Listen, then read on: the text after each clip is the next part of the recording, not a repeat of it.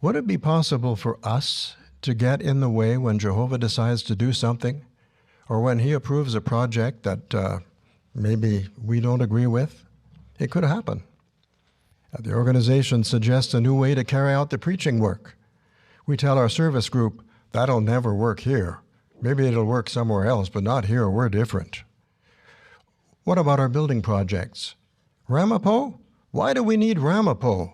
Armageddon's coming.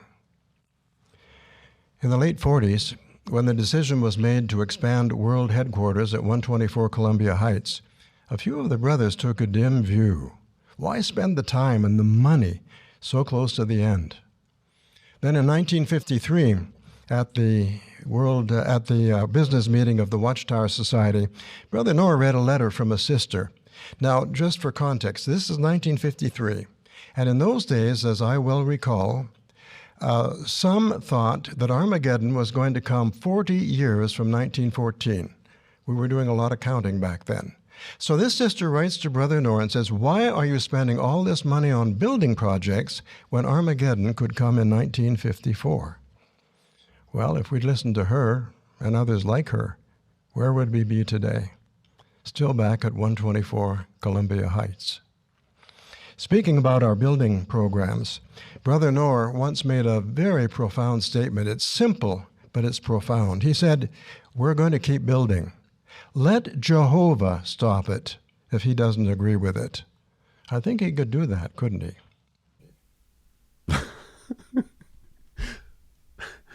Where do we even begin with this?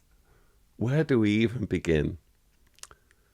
So David Splane is here criticizing Jehovah's Witnesses, who quite rightly say, why are we devoting ourselves to long-term projects, long-term building projects, for real estate and that kind of thing, if we are literally in, as Stephen Lett puts it, the last of the last days? If we're truly in the last of the last days, why the need for long-term building projects? Why not just consolidate what we have? It's very clearly a paradox, the way the organization goes about doing things. It's almost as though they don't fully believe that Armageddon is truly just around the corner.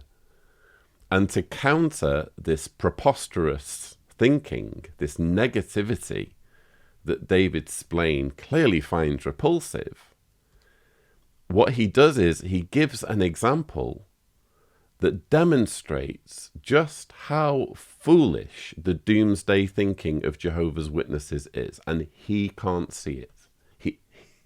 He's so lacking in, I'm just going to say it, in intelligence and in self-awareness, that when David Splane was planning this presentation, this is a morning worship presentation that he's giving in front of Bethelites, he's writing down what he's going to say, and he can't see in his own notes that he is exposing the futility of the entire theology. Because he's just admitted that in the late 1940s, they thought the end was close.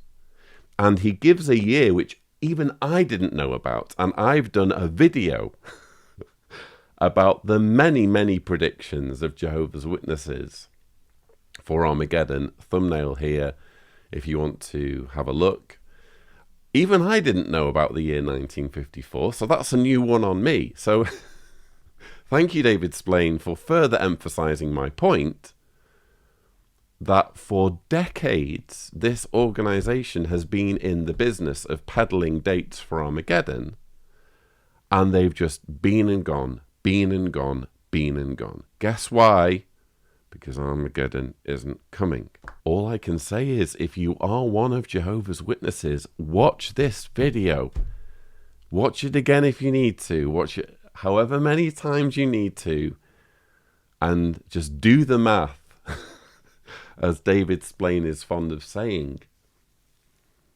And just think about what this means. Just imagine in another 40, 50, 60, 70 years from now, you can just imagine a governing body member saying exactly the same thing.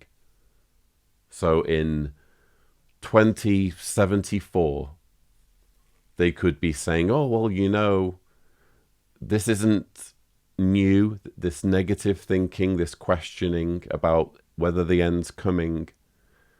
We had the same advice from Brother Splane all the way back in 2025, or whenever this was recorded. He did a wonderful morning worship about Ramapo, and we all remember Ramapo, don't we? It's not hard to imagine that happening in the distant future, is it? At all. It's so sad because it's always the organization that benefits from this unmet expectation that they're constantly hyping up of this Armageddon that's never coming. This Armageddon that means that conveniently for them, they need the time and energy of their millions of followers to help them build a real estate empire. How convenient that Armageddon means that they need to build stuff that's worth something using volunteer labor. How convenient, David Splane. But how tragic that no one actually stops and puts two and two together and thinks, hang on a minute, this is like a broken record. I've heard this story before.